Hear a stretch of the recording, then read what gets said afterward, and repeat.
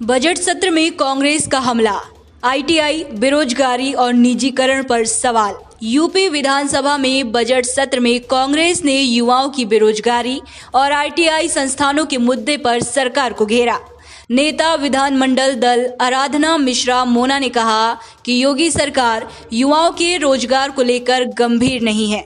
उन्होंने आरोप लगाया कि राजकीय औद्योगिक प्रशिक्षण संस्थानों यानी आईटीआई का निजीकरण किया जा रहा है, जिससे ग्रामीण युवाओं पर महंगी फीस का बोझ पड़ रहा। आराधना मिश्रा मोना ने मांग की है कि प्राइवेट आईटीआई संस्थानों की फीस सरकार तय करे, ताकि गरीब और मध्यम वर्गीय परिवारों के बच्चों के हित सुरक्षित रहें। उन्होंने ये भी कहा है कि कई नए आईटीआई भवन तैयार हैं, लेकिन वहां ना स्टाफ है, ना प्रशिक्षण शुरू हुआ है, जिससे युवाओं का भविष्य अधर में है। क्या आईटीआई निजीकरण से युवाओं को नुकसान होगा?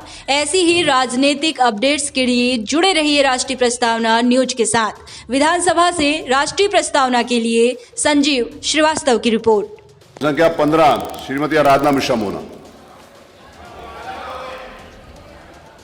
प्रश्न संख्या 15।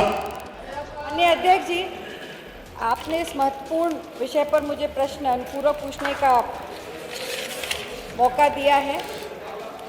माननीय अध्यक्ष जी, आईटीआई दूर दराज के क्षेत्रों में स्थापित किया जाता था ताकि वहाँ पे गरीब किसान मजदूर के बच्चे पढ़ सकें, पर जिस तरह से इस सरकार ने पीपीपी मॉडल पर आईटीआई का संचालन शुरू किया है, उसमें अरे देखो, आप लोग हाउस नहीं चलाओ प्लीज, आप बोलिए मोना जी। माननीय अध्यक्ष जी, जो पीपीपी मॉडल पर सरकार ने आईटीआई बनाने का काम किया है, इससे सबसे बड़ा जो नुकसान हो रहा है उन ग्रामीण क्षेत्रों में उन बच्चों का हो रहा है जो गरीब किसान के बच्चे थे, जिनके आर्थिक रूप से कमज़ोर थे, जो बाहर पढ़ने नहीं जा सकते थे, वो इन आईटीआई में पढ़ते थे। पीपीपी मॉडल पर होने लगभग 2017 से लेकर के अभी तक सरकार ने लगभग 34 आईटीआई बनाए, जिनको इन्होंने पीपीपी मॉडल पर रख दिया। आज की तारीख में 32 भवन बन करके तैयार हो गए और 24 संस्थान पीपीपी मॉडल पर संचालित हो रहे हैं। मेरा प्रश्न सीधा सा है माननीय मंत्री जी से कि जो पीपीपी मॉडल पर ये आईटीआई बने, इसमें जो संचालित नहीं हो रहे हैं, लगभग 8 से 10 करोड़ की लागत से सरकार का धन खर्च हुआ उन आईटीआई को बनाने में। बिल्डिंग बन करके तैयार हो गई।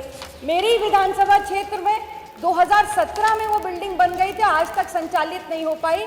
काउंसलिंग हुई, जो बच्चों ने, जो आसपास के बच्चे थे ग्रामीण अंचलों के, उन्होंने काउंसलिंग में उसको ऑप्ट किया, पर उनकी पढ़ाई जो हो रही है वो 40 किलोमीटर दूर डिस्ट्रिक्ट हेडक्वार्टर पे जो सरकारी आईटीआई वहाँ पे हो रही है।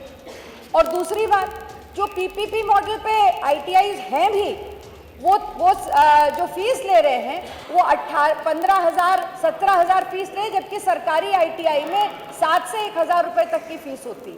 तो ये आर्थिक बोझ जो पड़ रहा है इन बच्चों के ऊपर, वो कौन पूरा करेगा? मेरा सीधा सा प्रश्न ये है माननीय मंत्री जी से कि ये एक बड़ा विषय है, ये बच्चों के भविष्य से जुड़ा हुआ विषय है। कोई भी प्रदेश, राज्य की, किसी भी प्रदेश के युवाओं की पहचान उसके कौशल से होती है। अगर इन बच्चों को, पहला सवाल मेरा ये है कि जो पीपीपी मॉडल पर सरकार ने आईटीआई करे हैं, क्या इस पर पुनर्विचार करेगी और उनको सरकार द्वारा संचालित कराएगी? यदि नहीं, तो क्या जो फीस ज़्यादा ली जा रही है पीपीपी मॉडल पर, क्या उस पर कोई अनुबंध सरकार लगाएगी कि ये फीस कम ली जाए?